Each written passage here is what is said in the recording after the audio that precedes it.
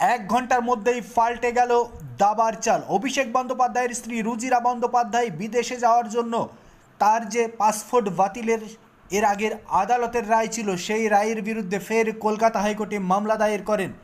তার passport lock open করার জন্যই তিনি ফের আদালতে মামলা দায়ের করেছেন। বিদেশ যাওয়ার অনুমতি চেয়ে হাইকোর্টের কড়া নাড়লেন রুজিরা বন্দ্যোপাধ্যায় নারুলা, কিন্তু আদালত কোনো কর্ণপাতই করল না। আজ এমার্জেন্সি কোনো শুনানি করল না আদালত জানিয়ে দিল আগামী সপ্তাহে শুক্রবার এই মামলার শুনানি হবে।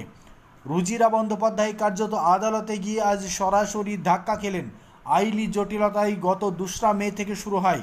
সেদিন বিচারপতি কৃষ্ণ রাও রুজিরাকে বিদেশ যাওয়ার ছাড়পত্র দিলেও পরবর্তী হাইকোর্টের আনা একটি বেঞ্চ তার বিদেশ যাত্রার উপরে কড়া লক গেট লাগিয়ে দেয়। সাফ জানানো হয় আদালতের সবুজ সংকেত ছাড়া তিনি দেশের বাইরে পা রাখতে পারবেন না।